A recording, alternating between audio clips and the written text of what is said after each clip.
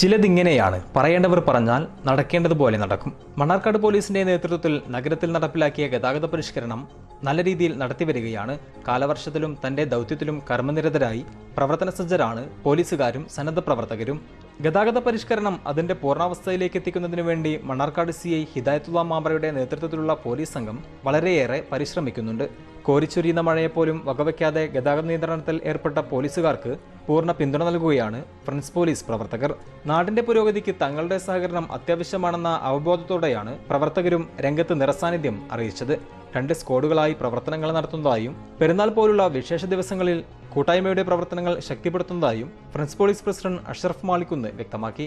മണ്ണാർക്കാട് ടൗണിലെ ഈ ഒരു പെരുന്നാൾ അടുപ്പിച്ചു വന്നപ്പോൾ അതുമായി ബന്ധപ്പെട്ടിട്ട് മണ്ണാർക്കാട് ടൗണിലൂടെ ചെറിയ വാഹനങ്ങൾക്ക് പോലും കടന്നു പോകാൻ പറ്റാത്ത രീതിയിലുള്ള ബ്ലോക്കാണ് രൂപപ്പെടുന്നത്.